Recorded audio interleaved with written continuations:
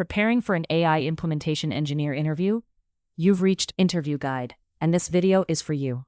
We'll walk through 20 key questions you're likely to face. For each question, you'll see a sample answer, followed by the key points to cover. Subscribe, like, and share, and drop a topic request in the comments.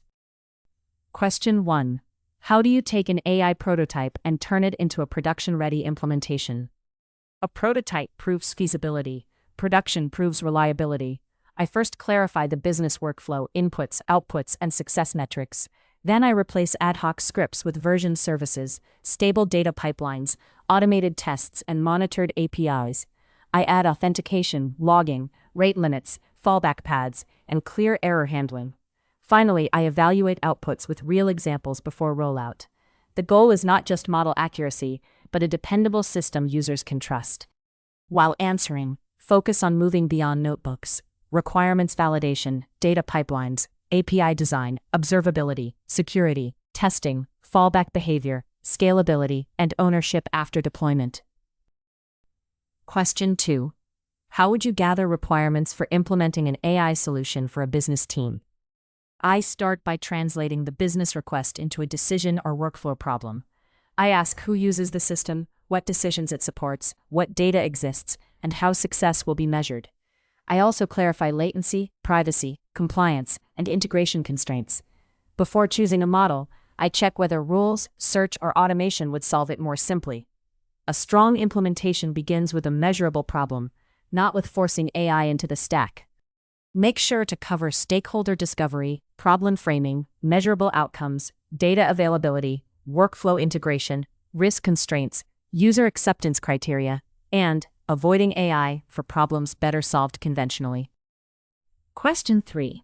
When would you use an external AI API versus hosting an open-source model yourself?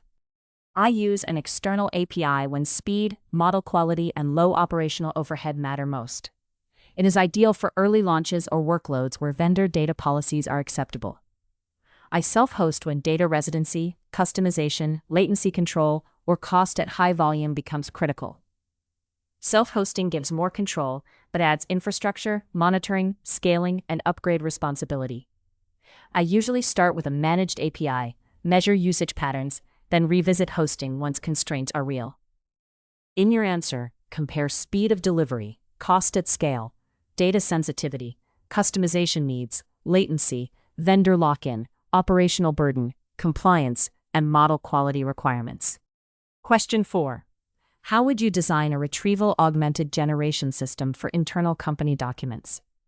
I would build a pipeline that ingests documents, cleans text, chunks content, creates embeddings, and stores them with metadata in a vector database. At query time, I retrieve the most relevant chunks, apply permission filters, and pass only grounded context to the language model. I would return citations so users can verify answers. The system also needs scheduled re-indexing, evaluation queries, and monitoring for retrieval misses, because RAG quality depends heavily on the knowledge pipeline.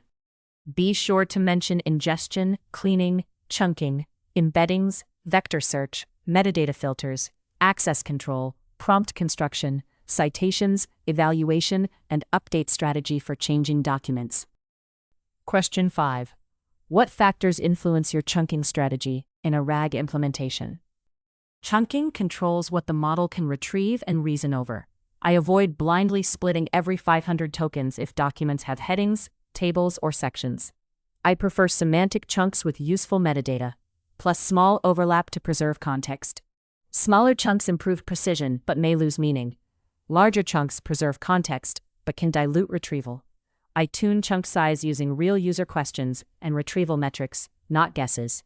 Good chunking often improves RAG more than changing the model. While answering, cover semantic boundaries, token limits, overlap, document structure, metadata, retrieval precision versus recall, embedding model behavior, and evaluation-driven tuning. Question 6. How do you reduce hallucinations in an AI application? Hallucination reduction starts with grounding the model in trusted context. I use retrieval, strict prompts, citations, and instructions to say when information is missing. For high-risk outputs, I add validation rules, schema checks, confidence thresholds, or human approval. Lower temperature can help, but it is not enough. I also evaluate hallucinations with realistic test cases. The best approach is layered, better data, tighter prompts, output verification, and product design that avoids overclaiming. Make sure to discuss grounding, retrieval quality, prompt constraints, citations, confidence handling, refusal behavior, deterministic settings, validation checks, human review, and post-generation verification. Question 7. How would you evaluate whether an AI implementation is successful? I evaluate AI on both product impact and technical quality. For business impact, I track metrics like time saved, resolution rate, conversion, or user satisfaction. For technical quality, I measure accuracy, relevance, hallucination rate, latency, cost per request, and failure rate. I use offline golden datasets before launch, then monitor real usage after deployment. Human review is important when outputs are subjective. A successful AI system improves the workflow reliably, not just a benchmark score. In your answer, include business KPIs, technical metrics, offline test sets, human evaluation, user feedback, latency, cost, safety metrics, and continuous monitoring after launch. Question 8. What is your approach to prompt engineering for production AI systems? For production prompts, I treat prompts like code. I define the role, task, input format, constraints, and expected output schema clearly. If needed, I add a few examples, but I avoid oversized prompts that are hard to maintain. I version prompts, test them against edge cases, and track quality changes when models update. Good prompt engineering is not magic wording. It is clear specification, controlled context, repeatable tests, and measurable behavior. Be sure to cover role instructions, task clarity, examples, output schemas, constraints, context management, prompt versioning, testing, and avoiding brittle prompts. Question 9. When would you choose fine-tuning instead of RAG? I choose RAG when the model needs access to changing or private knowledge, like policies, tickets, or product docs. I choose fine-tuning when I need the model to consistently follow a style, classify domain-specific inputs, or perform a repeated task better. Fine-tuning is not ideal for facts that change frequently. In practice, they can complement each other. RAG supplies fresh context, while fine-tuning improves behavior, format discipline, or domain tone. While answering, compare knowledge injection versus behavior adaptation, data volume, update frequency, cost, latency, privacy, evaluation needs, and cases where both techniques work together. Question 10. How would you optimize latency in an AI-powered application? I first break latency into retrieval time, model inference time, network time, and post-processing time. Then I reduce prompt size, choose the smallest model that meets quality needs, cache frequent requests, and stream responses when possible. For RAG, I optimize vector search and metadata filters. Long-running tasks can move to async jobs. I also set timeouts and fallbacks. Latency optimization is always a quality trade-off, so I measure user experience, not just server timing. Make sure to discuss model selection, prompt size, streaming responses, caching, batching, retrieval optimization, asynchronous workflows, infrastructure location, timeouts, and graceful degradation. Question 11. How do you handle data privacy and security when implementing AI features? I start by minimizing what data reaches the model.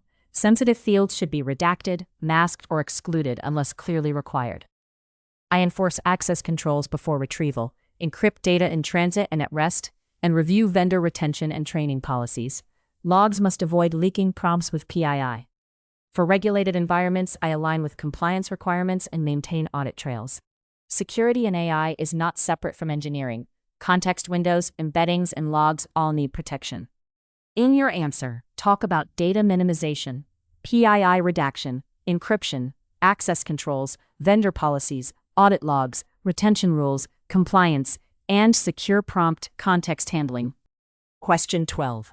How would you integrate an AI model into an existing backend application? I usually wrap the model behind a dedicated service or module, instead of scattering model calls across the codebase. The backend sends structured inputs, receives validated outputs, and handles failures through retries, timeouts, and fallback logic. For long tasks, I use queues so the user flow stays responsive. I also add tracing, cost tracking, and clear API contracts. This keeps the AI dependency replaceable, testable, and easier to monitor as models or vendors change. Be sure to mention service boundaries, API contracts, authentication, retries, rate limits, timeout handling, response validation, observability, queue-based processing, and backward compatibility. Question 13. What monitoring would you add after deploying an AI solution?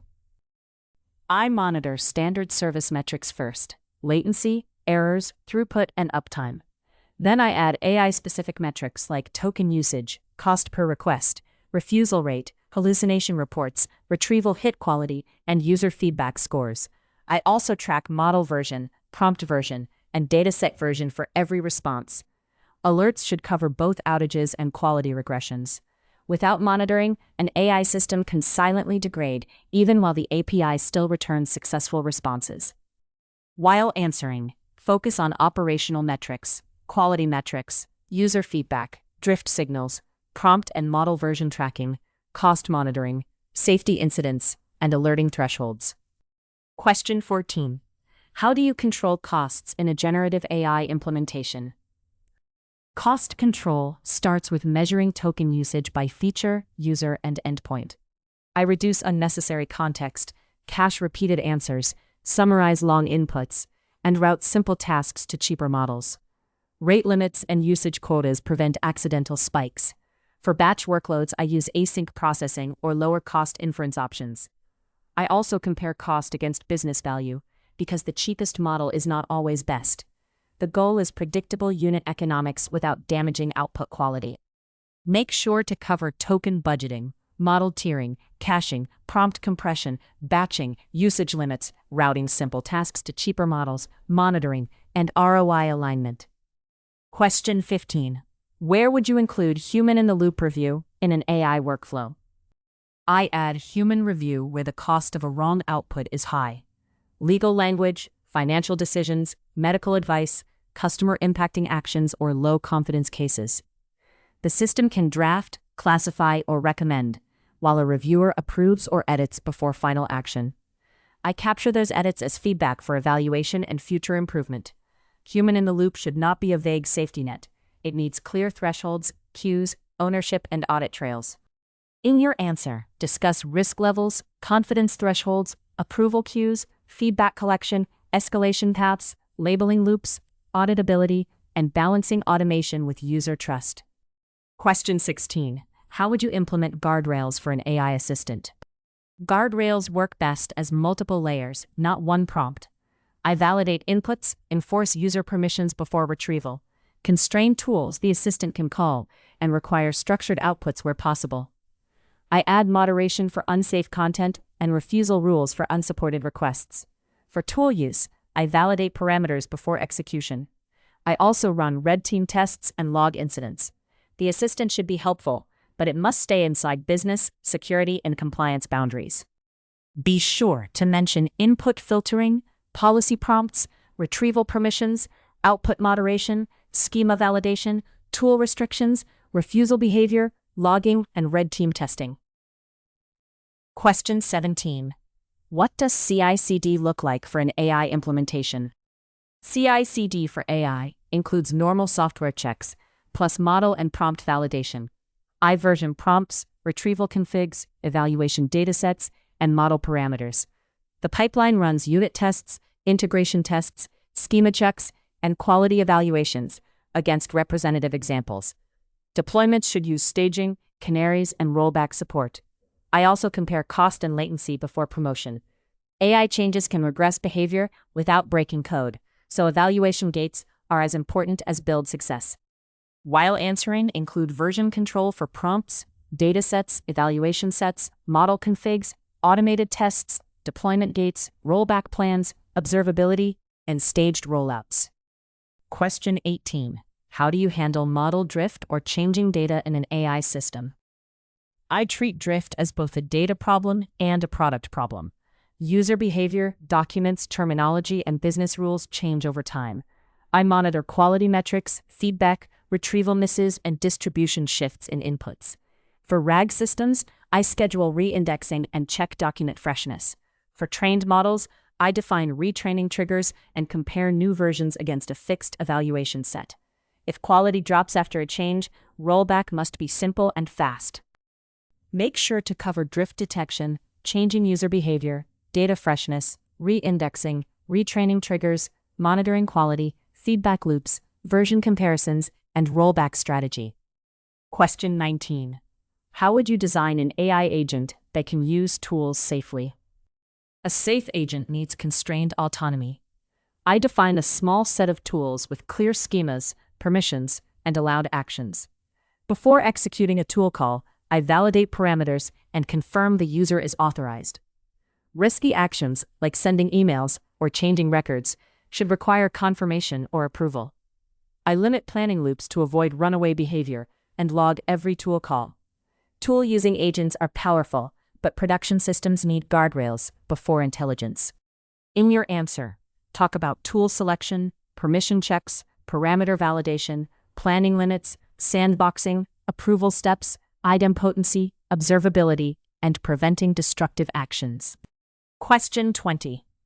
An AI feature is giving poor answers in production. How would you debug it? I debug from the full request trace, not just the final answer. I check the user input, prompt version, retrieved context, model version, parameters, and post-processing. If it is a RAG issue, I verify whether the right documents were retrieved. If retrieval is fine, I inspect prompt instructions and output constraints. I compare failures against recent deployments or data updates. Then I add the case to evaluation tests, so the same issue does not return. Be sure to cover reproducing failures, inspecting prompts, inputs, retrieved context, model versions, logs, evaluation cases, user feedback, recent changes, and isolating root cause. If you are still with us, congratulations. You are much ahead of the rest and serious about preparing for your interview. We hope we were able to add value to your preparation and create some helpful content. Do not forget to like and share this video. Your small act can do great things for us.